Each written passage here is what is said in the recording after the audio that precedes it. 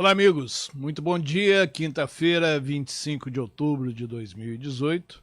Só para lembrar, faltam apenas 3 dias para as eleições de governadores, novos governadores, aqueles que foram para o segundo turno, e também para a presidência da República.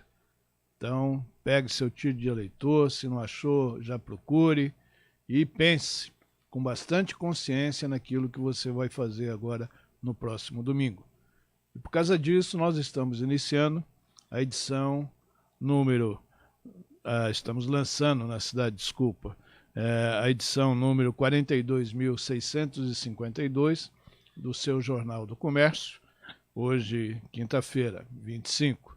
E ele traz na sua capa, você já tem, é uma continuidade do caderno especial Manaus 349 anos, e vem aí com uma máquina trabalhando aí em plena via da nossa cidade, com o título Uma Nova Cidade em Construção.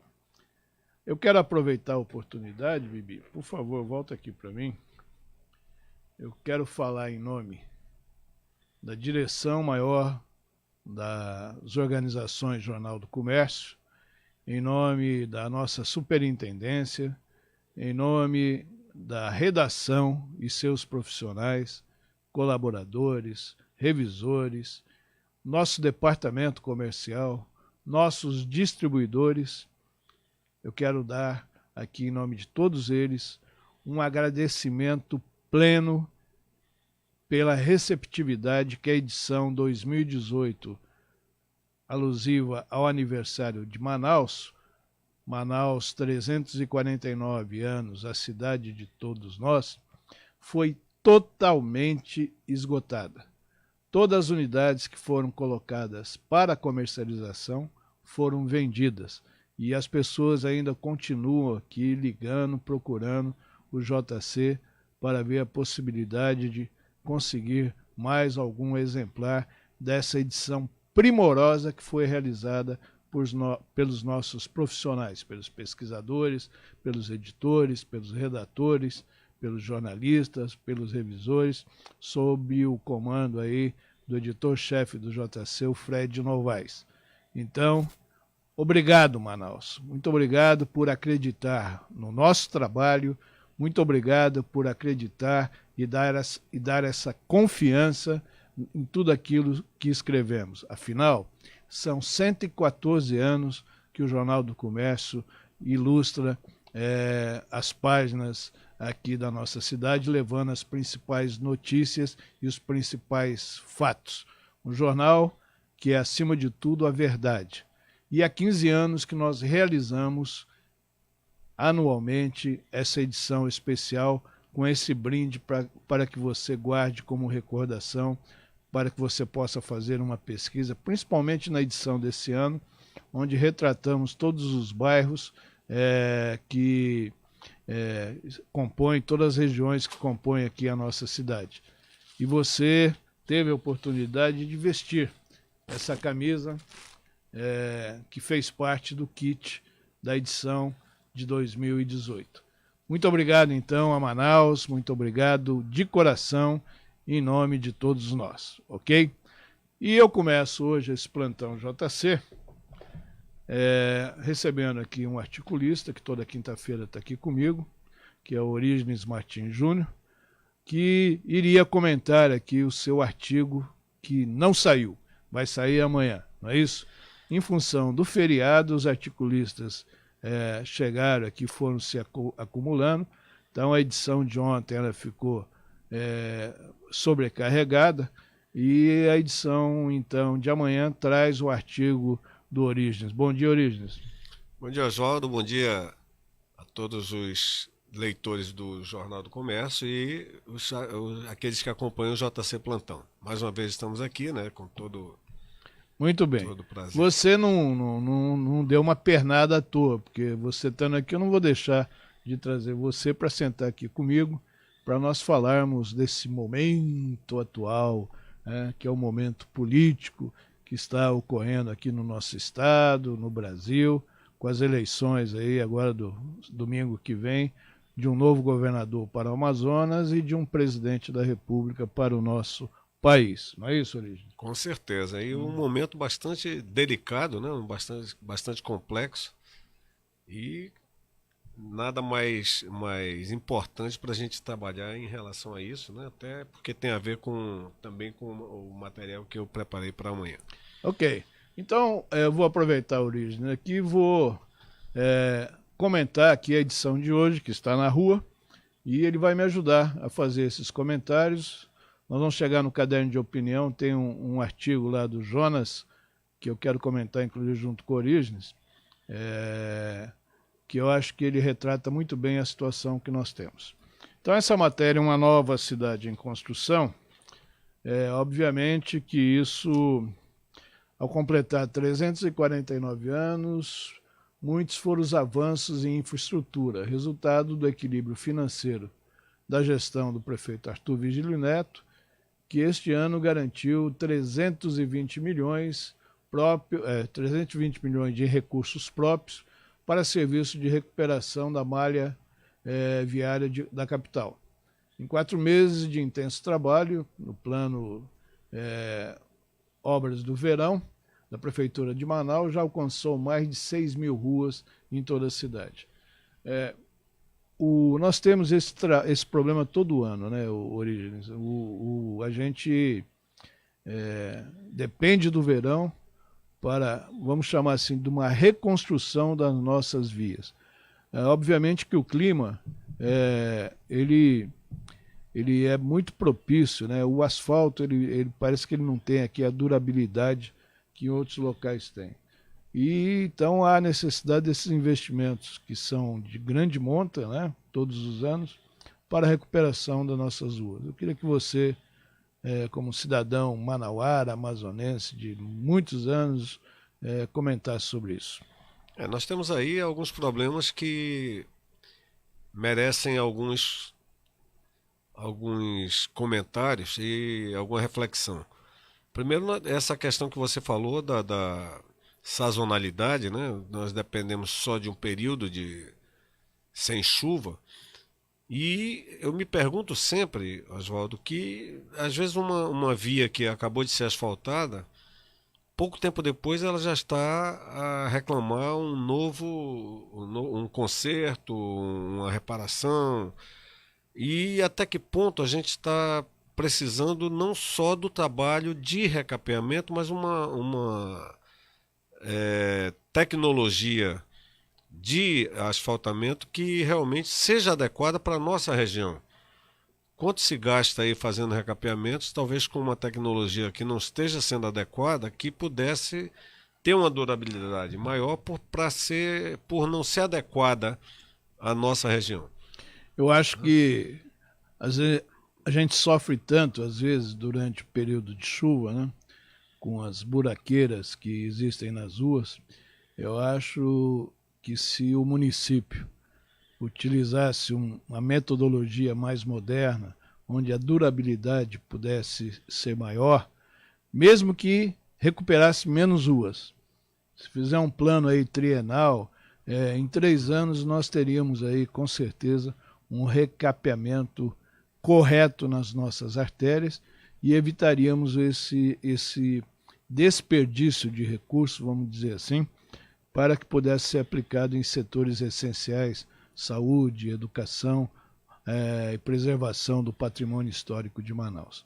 Eu acho que isso talvez fosse um caminho, né, para que um prefeito, numa gestão de 4 anos, estabelecesse esse tipo de critério e fosse aí aplicado um material que deve ser mais caro, obviamente, mas que isso resolvesse de vez esse problema que nós temos de uma manutenção constante o tempo todo em nossas vias. Não é isso? Você vê aí aquele asfalto aplicado a época da Manaus antiga, ali, da Edward Ribeiro, etc. Uma coisa bem antiga, mas o período em que ela teve de durabilidade, que quando foi necessário fazer algum tipo de reparação, já foi bastante tempo, né? Por quê? Porque foi feito um tipo de asfalto com brita, com uma série de coisas que depois não foi mais utilizado.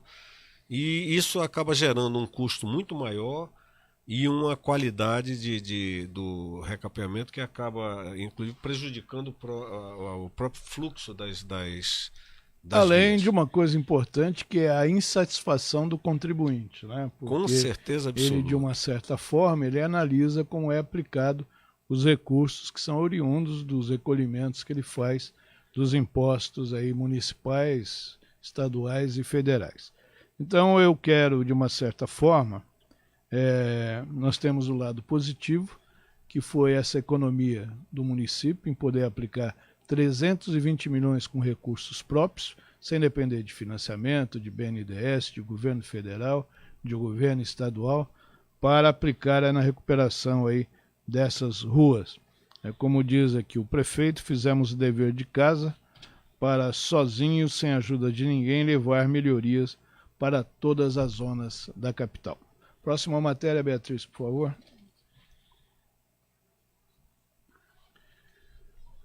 Nós temos aqui iluminação de LED, leva mais segurança para os manauaras, está na página A8 do nosso jornal de hoje, no jornal de quinta-feira.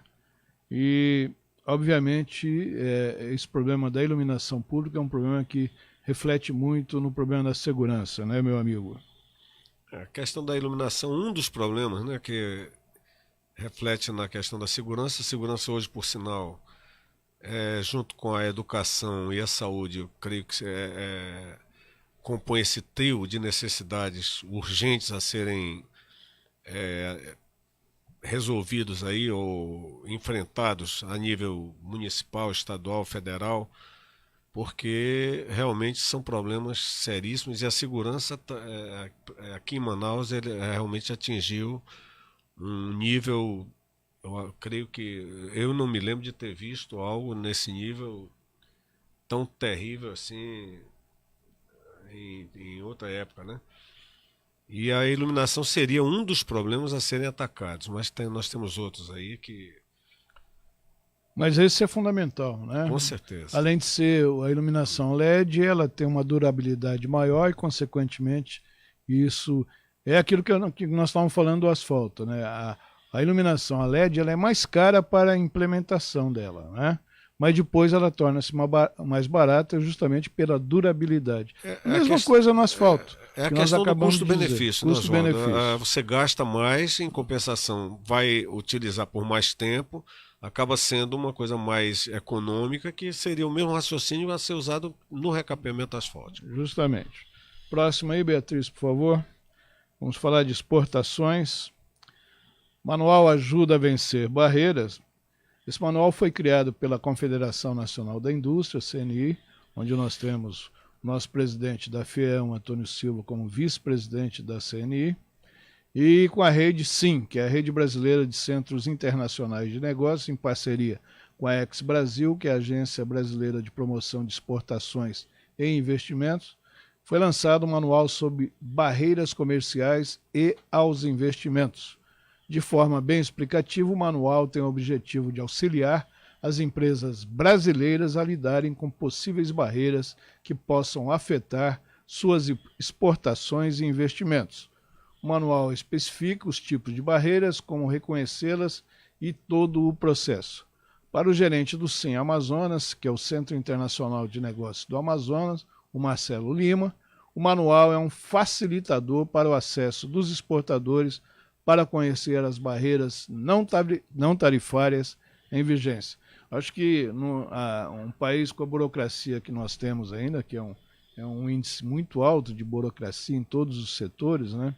Nos 3 níveis, municipal, estadual e federal, embora a gente reconheça que estão buscando diminuir cada vez mais esse setor burocrático que atrasa o desenvolvimento, acho importante esse manual, né, Orígenes? Com certeza. Eu gostaria até de ver esse manual, quero dar uma olhada nesse manual, porque, principalmente em relação aqui à nossa região, a Amazônia, além das questões, como ele diz aí, ele cita como não tarifárias, né? Nós temos essa questão de se ter criado uma espécie de conceitos em relação a determinados produtos amazônicos que mereceriam um outro tipo de tratamento, poderiam estar gerando emprego, renda, seriam fontes de riquezas para a gente, mas se criou aquela ideia, o que é da Amazônia não pode ser usado, não pode ser tocado, vai criar problemas para o meio ambiente. E eu sempre toquei nesse ponto aí, sempre bati nessa tecla, dizendo por que que isso pode ser explorado em outros países, em outras regiões, e aqui não. O fato de ser uma riqueza dentro da Amazônia não significa que necessariamente seja um desastre ser explorado. E nós, às vezes, estamos perdendo isso, e quando vamos, às vezes, resolver encarar isso, já perdeu o tempo, já perdemos o tempo, e isso aí acaba nos trazendo mais prejuízo do que realmente uma vantagem. Desastre é uma população não ter acesso à informação, não ter acesso ao progresso, não ter acesso à alimentação, não ter acesso à educação, não ter acesso à saúde. Então, realmente, essas barreiras que a gente encontra, às vezes por legislação equivocada, que são realizadas nos gabinetes com ar-condicionado lá na capital da República, por pessoas que não sabem o que é um tucupi. Você imagina a pessoa fazer uma lei ou criar algum decreto ou algum entrave que prejudique a nossa economia e, consequentemente, o bem viver de um povo e de uma nação. Não é isso, meu amigo? Que eu diga aí, já que você falou no tucupi, que eu digo o jambu, né, meu amigo? Que foi desenvolvido aqui um produto odontológico, né, pelos nossos amigos da UFAM, e tentaram patentear, não conseguiram, e agora os Estados Unidos já estão com um produto, uma pasta odontológica de anestésica patenteado, e eles nem jambu têm. Vão ter que agora plantar lá, mas já estão com o produto patenteado, e aqui nós não conseguimos. Quer dizer, não dão nenhum valor para nossas pesquisas, falam em pesquisa como necessário, mas não dão valor, dificultam de todas as formas, é como você diz, e a falta de informação. Falta de apoio e valorização do nosso produto. Enquanto isso, os outros pegam, levam, ganham com isso, e a gente acaba sendo eternamente esse vassalo dessa situação aí de pessoas que, como você diz, lá nos seus gabinetes, sem saber a realidade como ela ficam aí vivendo de falta da realidade e falta de noção do que realmente nós precisamos. Pois é. Eu ainda sou do tempo, eu com os meus 64 anos de idade, na minha adolescência e na minha juventude, eu escutava o país clamar, meus pais, o pessoal da faixa etária do meu pai na época, dizer, e a mídia, o Brasil do terceiro mundo, que vamos caminhar para... Então faz muito tempo isso, e hoje eu até pergunto, será que a gente ainda é terceiro mundo ou em vez de subir nós descemos, Origens? Olha, o que mais me entristece, até eu vou chamar aí a minha condição de professor de economia, economista, professor de economia, o que mais me entristece exatamente pela minha idade também, igual a sua, 64 anos, né? Uhum. A gente ter vivido essa fase de terceiro mundo, subdesenvolvido, um país que chegou a praticamente decretar uma moratória lá antes do Plano Real, ter conseguido superar isso, chegar numa situação bastante confortável perante inclusive o mundo inteiro em relação à economia, e hoje eu acredito que estamos quase voltando a essa situação de terceiro mundo por uma incompetência total da nossa gestão pública, de uma política completamente equivocada a nível econômico, político e social. Daqui a pouco a gente vai até falar disso, viu? Eu vou pegar o artigo do Jonas, vou pedir até permissão a ele, porque ele não está presente, mas em cima dele eu queria discutir alguma coisa justamente sobre isso. Próximo aí, Beatriz, por favor. A tecnologia, as pop-ups, que são as lojas temporárias que vieram para ficar.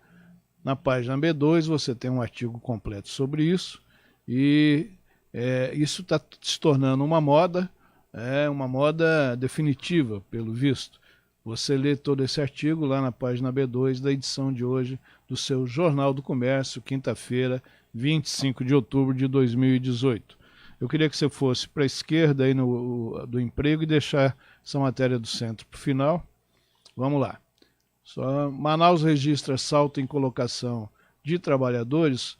Essa matéria diz o seguinte, que a Secretaria Municipal de Trabalho, Emprego e Desenvolvimento mostra que a cidade saiu de 23% em número de colocação de emprego em 2016 para 84% neste ano. É um dado extremamente animador, é o que diz a Ananda Carvalho, que é a secretária da Centrade, levando-se em conta que o ano de 2018 ainda não terminou. Então, a matéria completa está na página A10 da sua edição de hoje do JC. Vamos ver a foto dessa moça aí bonita que está aparecendo, que é justamente no centro, que diz o seguinte: Casarão de JG Araújo volta ativa para festas e eventos. Essa matéria está na página B1 e eu vou comentar porque eu faço questão de falar sobre isso, que é justamente como retrata essa matéria a empresária visionária Cláudia Mendonça. Teve essa visão, como ela tem a visão sobre o centro da cidade de uma forma assim, muito carinhosa, com muito sacrifício, com muita luta, com muito ganho e muita perda, mas ela não deixa de acreditar no centro de Manaus. Cláudia Mendonça, que eu conheço há muitos anos, sei que é uma pessoa de luta, uma pessoa persistente, e eu vou falar daqui a pouco sobre a inauguração da recuperação que ela fez nesse casarão JG Araújo, lá no Largo de São Sebastião.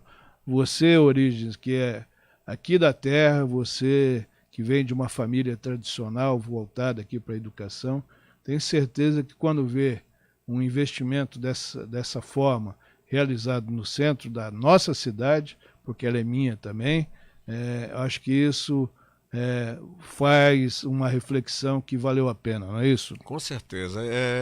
Me deixa muito feliz quando quando eu vejo esse tipo de atitude, porque muitas vezes certos locais da nossa cidade aí, o pessoal faz torna patrimônio tombado, não podem tocar, mas simplesmente fica jogado às traças, não se usa para absolutamente nada, fica uma coisa inútil.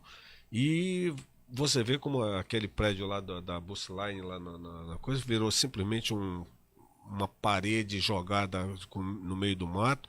E você vê uma pessoa dessa que pega um prédio tão bonito daquele e realmente torna uma coisa útil.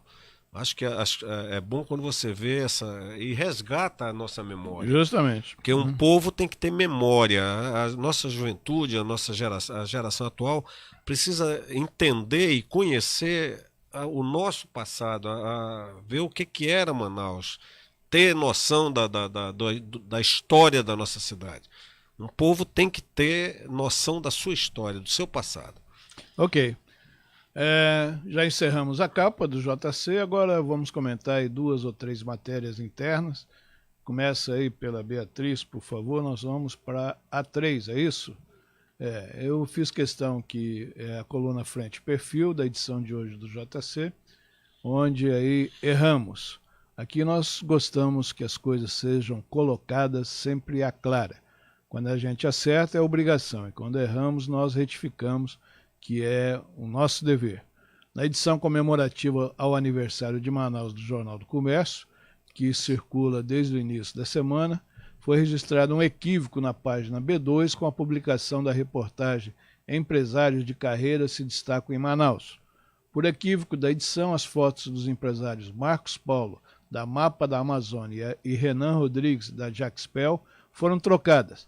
Por conta disso, a reportagem está sendo republicada hoje, na edição, na página B4, com a devida correção. E nós vamos comentar essa matéria daqui a pouco. Ok, Bia? Obrigado.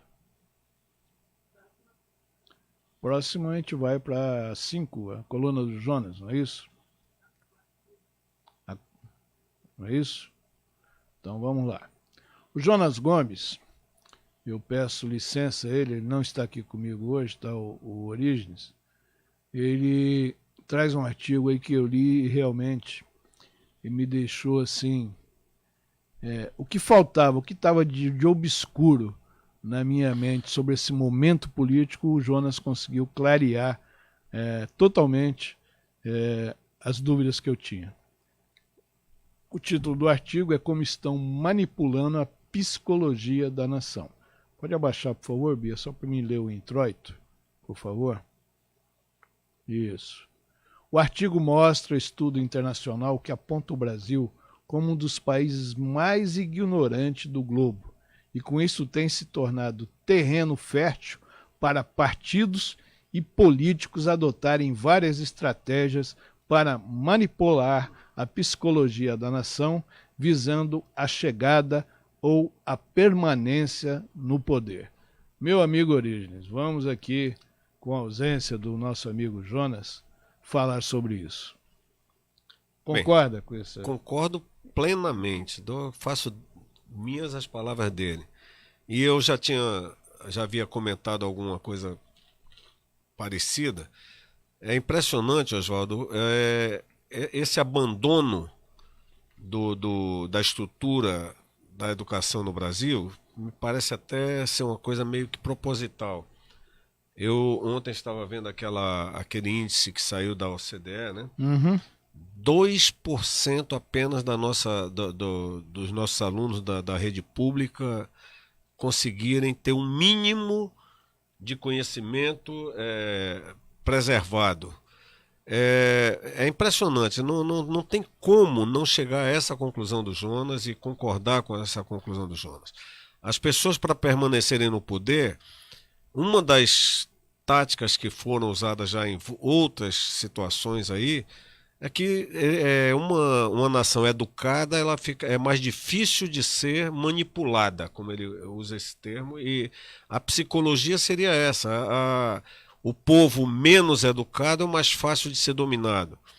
E, infelizmente, essa sede de poder, essa ânsia de permanecer no poder, ela leva, inclusive, a essa maneira, não tem nem termos para usar isso, essa maneira vil de utilizar a educação como arma para conseguir seu intento. Então, deixa a educação para lá, deixa esse povo totalmente alienado, porque fica mais fácil dominá-los. E, infelizmente, pelo que a gente conhece, pelo que eu já vi por aí, que pelas minhas andanças no Brasil, ele tem completa razão, porque o que eu vejo é uma educação completamente à deriva.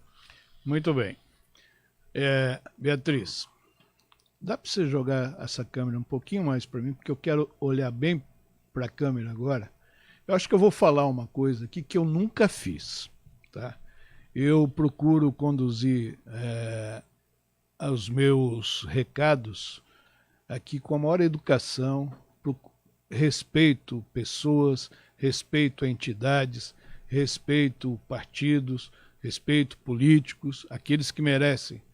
Eu nunca me dirigi de uma forma direta como eu quero me dirigir agora ao Partido dos Trabalhadores. Por quê? Tá? Esse artigo aqui do meu amigo Jonas, ele reflete muito bem o que está acontecendo, que foi complementado aqui pelo Orígenes Martins. Num país sério, estou dizendo isso, num país sério, jamais estaria acontecendo o que nós estamos vendo nessas publicidades, nessa campanha eleitoral que aí está.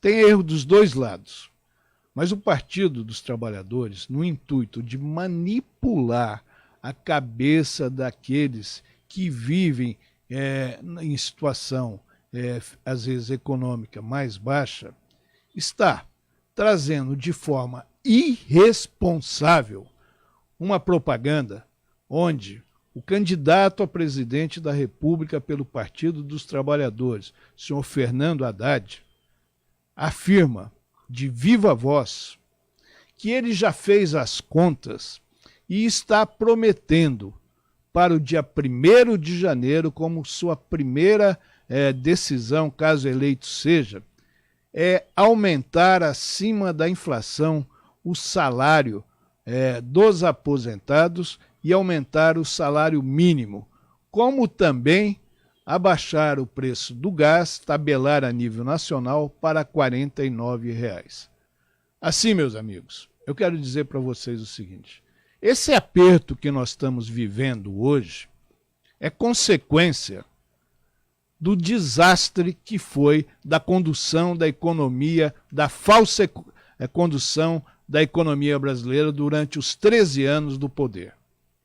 O que se roubou nesse país com a conivência de um presidente da República que se encontra preso e condenado pela justiça brasileira, vem agora o seu discípulo, tá, tentando enganar a população com essa coisa ardilosa, irresponsável, como se ele já estivesse no poder e já a sua equipe técnica estivesse orientado para que ele possa fazer essa despesa que vai ferir o bolso de todos nós.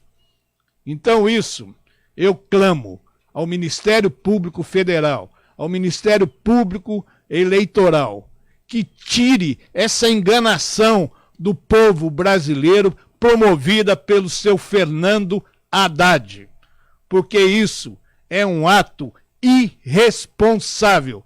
Chega de irresponsabilidade nesse país, chega de desastre econômico nesse país. O que ele está prometendo fazer, ele não sabe se a nação vai aguentar isso. Ele não pode e não deve fazer isso. Então eu clamo à justiça brasileira, a quem eu confio, que tome providências imediatas contra esse abuso de autoridade que não tem autoridade para prometer aos brasileiros essa infâmia, essa irresponsabilidade orçamentária que vai custar para o bolso de todos nós. Assim, meus amigos, eu quero deixar muito bem claro, quem está falando isso sou eu, cidadão brasileiro, Oswaldo Lopes, assumo as consequências pelo que eu estou fazendo, porque quem me conhece sabe que eu jamais me alterei da forma como eu estou alterando agora, mas eu não posso permitir que isso venha enganar, como diz o artigo do Jonas, fazendo de uma forma psicológica, tentando atingir aí a população para angariar votos. Votos se conquista com história, com responsabilidade, com promessas e também com planos de governo com responsabilidade. Não posso permitir isso. Não aceito isso. Eu tenho netos, eu tenho filhos que ainda dependem do futuro dessa nação. A minha idade não permite mais que eu tenha grandes sonhos, mas eu quero deixar aqui um legado de responsabilidade. Então, por favor, Ministério Público Federal, Ministério Público Eleitoral, tomem providências por essa propaganda enganosa que estão querendo inserir na cabeça dos brasileiros. Eu tenho dito sobre esse assunto. Quer comentar alguma coisa, Orígenes? Olha, Oswaldo, eu concordo plenamente com você e digo mais. O desespero em que se colocou aí o Partido dos Trabalhadores e o seu candidato Fernando Haddad, no momento em que viram que não seria tão fácil levar essa eleição como achavam que seria. As irresponsabilidades que aconteceram desde aquele momento em que inicialmente achavam que o ex-presidente Lula iria conseguir sair da prisão para poder concorrer com a eleição, querendo passar por cima de todos os poderes brasileiros, o que já foi em si uma irresponsabilidade. Jogar uma outra coisa totalmente irresponsável, que jogar supostamente a ONU como fator de decisão contra as nossas instituições.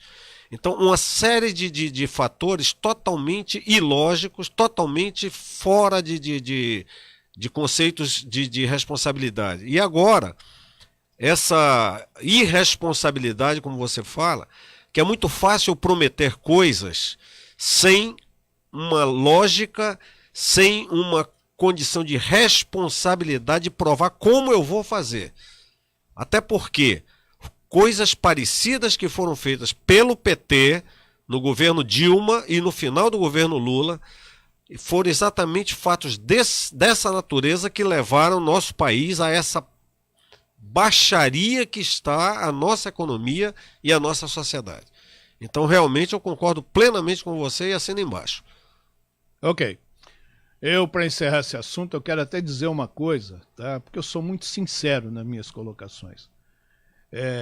Eu não generalizo o Partido dos Trabalhadores, porque dentre eles, lá dos seus membros, dos seus associados, tem gente boa.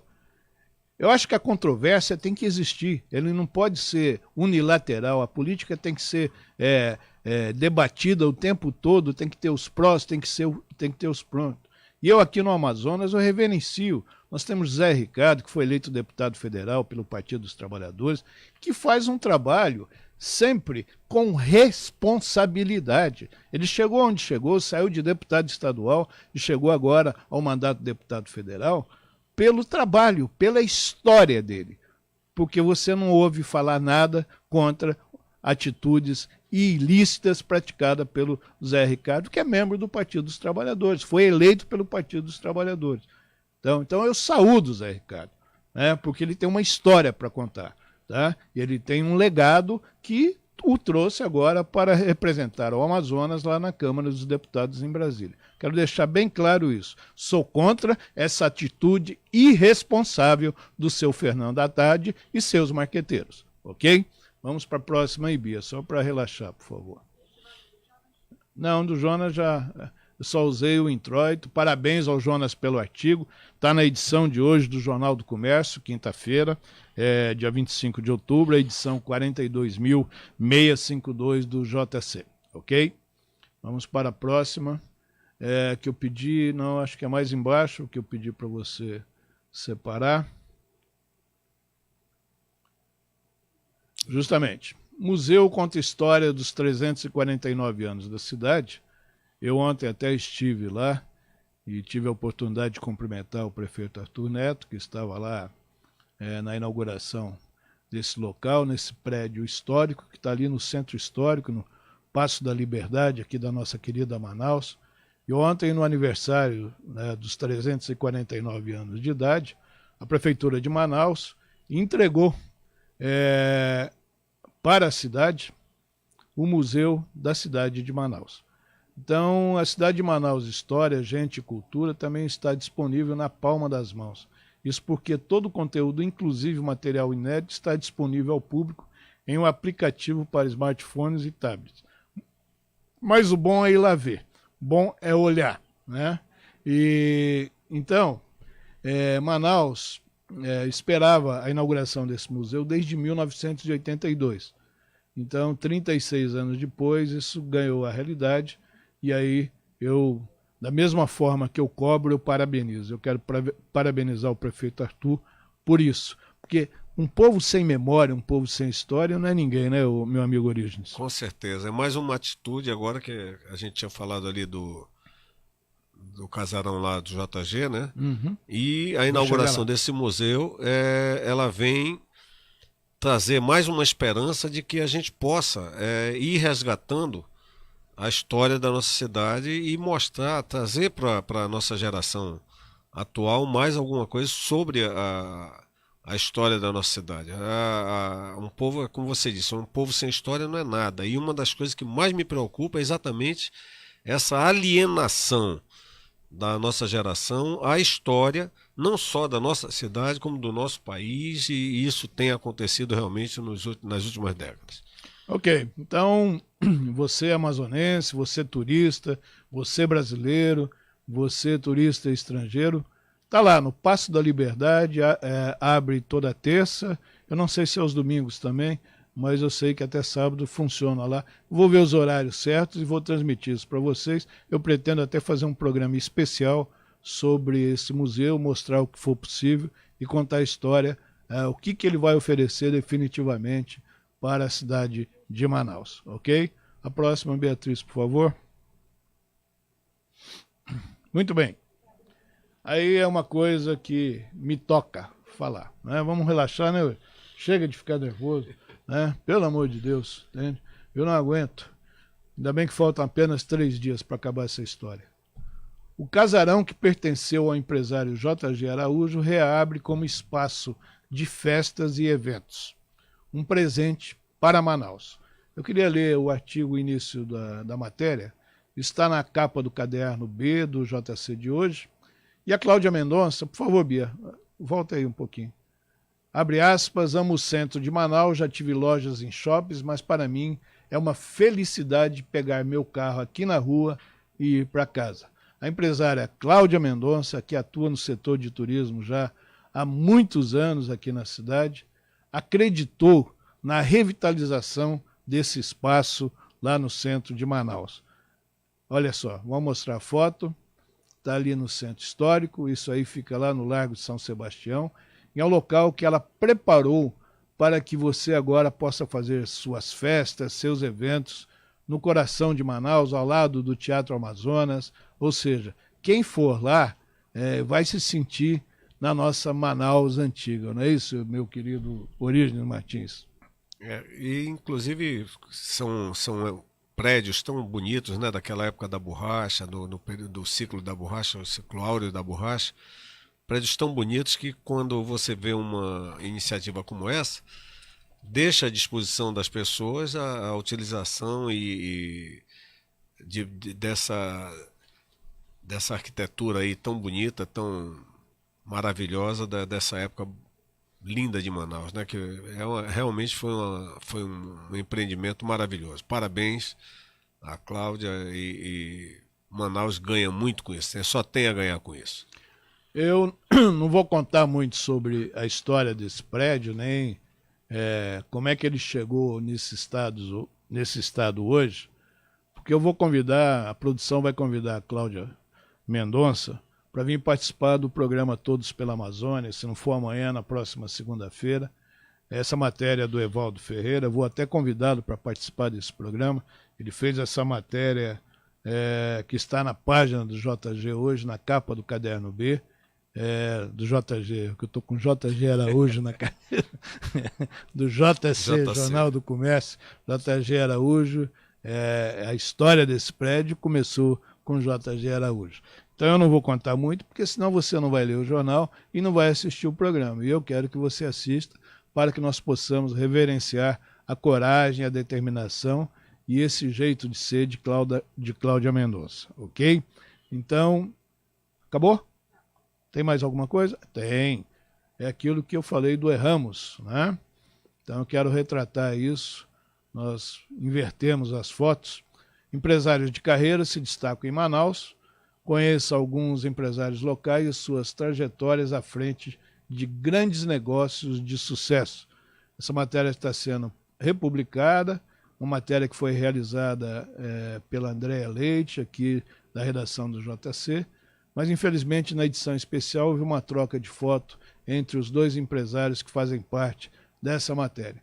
Então agora está correta, o Marcos Paulo, que acompanhava o pai, empresário há 14 anos, ele que faz parte, desde os 14 anos de idade, que o Marcos já acompanhava o pai Paulo Garcia Souza, e a matéria completa sobre essa história bonita de empresariado, de empreendedorismo, você vai ler na página B4 do JC, e o Focados na Qualidade, que é uma matéria também da Andréa Leite, que foi corrigida a foto, agora está tudo certo. É Romeu o nome dele, não é isso, Beatriz?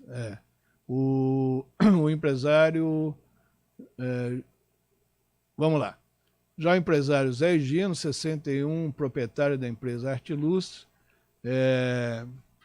vem contando toda a história. E o Renan criou a Jaxpel, que é uma indústria de papel, em 2008, que é uma indústria aqui do Amazonas e que ele conta toda a sua história, ok? Então eu agradeço aí, peço desculpas aos dois, já fizemos a devida correção e vamos para frente, né?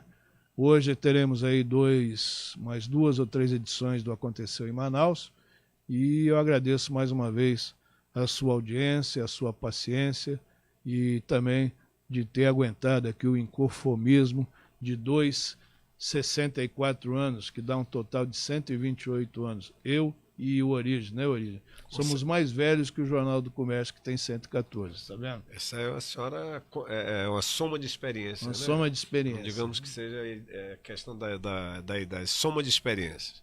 Ok. Trabalhos técnicos de Jaqueline Rodrigues e de Beatriz Rocha. Horário de funcionamento do museu, estão perguntando?